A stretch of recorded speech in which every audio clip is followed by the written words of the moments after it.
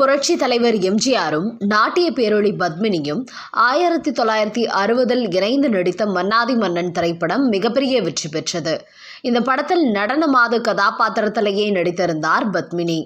பொதுவாக எம்ஜிஆர் தனக்கு முக்கியத்துவம் இல்லாத எந்த ஒரு காட்சியிலும் தான் இடம்பெறுவதை அனுமதிக்க மாட்டார். காரணம், நாயகன் வெறும் காட்சி பொருளாக காட்டப்படுவதை அவர் விரும்பாதவர். அவரது ஆரம்ப கால நாட்களில் வசனம் பேசக்கூட வாய்ப்பு கிடைக்காமல் பொம்மை போல நிற்க வைக்கப்பட்டிருக்கிறார். அந்த அனுபவங்களின் எதிரொலியால் எப்போதுமே எச்சரிக்கையாக இருப்பார் எம்ஜிஆர். ஆனால் மன்னாதி மன்னன் படத்தில் மட்டும் பத்மினியும் எம்ஜிஆரும் ஒருவரை ஒருவர் புகழ்ந்து கொண்டே பாடும் ஆடாத மனமும் உண்டோ என்கிற பாடல் காட்சியில் பத்மினி சுழன்று சுழன்று நடனமாட எம்ஜிஆர் மட்டும் ஒரே இடத்தில் அமர்ந்தபடி வாத்தியம் வாசித்து கொண்டிருப்பார். அவர் நடித்த நூற்றுக்கணக்கான திரைப்படங்களை எடுத்து பார்த்தால் வேறு எந்த படத்திலும் அவர் இப்படி சும்மா உட்கார்ந்து பாடியதை பார்த்திருக்கவே முடியாது. அந்த அளவிற்கு எம்ஜிஆர் இந்த படத்தில் இந்த பாடல் காட்சியில் கொஞ்சம் அடக்கியே வாசித்தார் என்று சொல்லலாம்.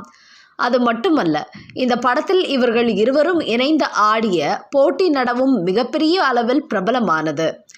இன்னொரு ஆச்சரியம் என்னவென்றால், எம்ஜிஆர் பத்மினி இணைந்து நடித்த ராஜராஜன் என்கிற படத்தில் எம்ஜிஆரும் அவரது சகோதரரான எம்ஜி சக்கரபாணியும் இணைந்து நடித்திருந்தனர்.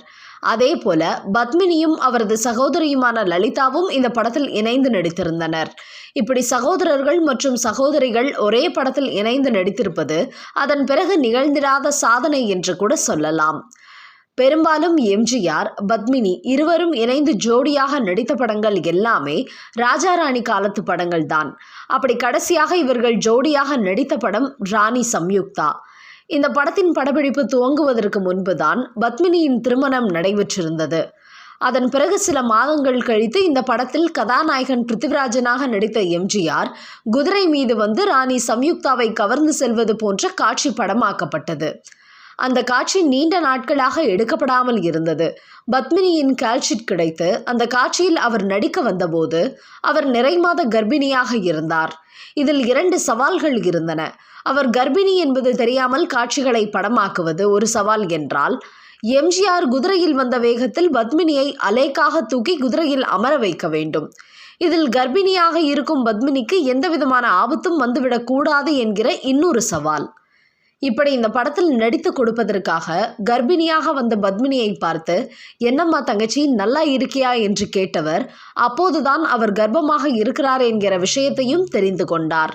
உடனே தயாரிப்பாளரை அழைத்து கடிந்து கொண்ட எம்ஜிஆர், இப்படிப்பட்ட சூழலில் இவரை வைத்து படப்பிடிப்பு நடத்தலாமா? அவர் வயிற்றில் இருக்கும் பிள்ளைக்கு ஏதாவது ஆச்சுனா அதை யோசித்து பார்த்தீர்களா என்று சத்தம் போட்டார். தயாரிப்பாளருக்கும் வேறு வழி இல்லை. அதையும் புரிந்து கொண்ட எம்ஜிஆர், சரி, வயிற்றில் குழந்தையோடு இருக்கிறார், அவரை கஷ்டப்படுத்தாமல் காட்சியை எடுங்கள் என்று கூறியவர் குதிரையின் மேல் தலையணையெல்லாம் வைத்து கட்டி பத்மினிக்கு தைரியம் சொல்லி அந்த காட்சியை பத்மினிக்கு எந்தவித ஆபத்தும் இல்லாமல் எடுக்க உதவினார். அது மட்டுமல்ல, அதற்கு பிறகு எம்ஜிஆருடன் இணைந்து 1971 ரிக்ஷாக்காரன் என்கிற படத்தில் நடித்த பத்மினி அதில் எம்ஜிஆருக்கு சகோதரியாக நடித்திருந்தார். அந்த சமயத்தில் எம்ஜிஆர் அரசியலில் பிஸியாக இருந்ததால் தேர்தல் பிரச்சாரத்திற்காக ஓடிக்கொண்டிருந்தார். ஆனால் பத்மினி படப்பிடிப்பை முடித்துவிட்டு அமெரிக்காவில் இருக்கும் தனது கணவருடன் சேர்ந்து வாழ கிளம்ப வேண்டிய சூழ்நிலை. எம்ஜிஆரின் தேதி எப்போது கிடைக்குமோ என்கிற சந்தேகத்துடன் இருந்த நிலையில் பத்மினியின் சூழ்நிலையை அறிந்து மற்ற வேலைகளை எல்லாம் ஒதுக்கி வைத்துவிட்டு இரவு பகலாக நடித்து கொடுத்தார் எம்ஜிஆர். அது மட்டுமல்ல, பத்மினிக்கு 27 வருடங்களுக்கு மேலாக மேக்கப் மேனாக இருந்தவர் தனகோடி என்பவர்.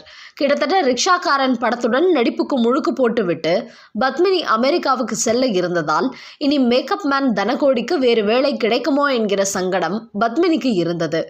இருந்தாலும் எம்ஜிஆரிடம் சொன்னால் ஏதாவது அதிசயம் நடக்காதா என நினைத்து இது குறித்து எம்ஜிஆரிடம் கோரிக்கை வைத்தார் பத்மினி. எந்த ஒரு தொழிலாளியும் கஷ்டப்படக்கூடாது என்பதுதானே எம்ஜிஆரின் தலையாய கொள்கை.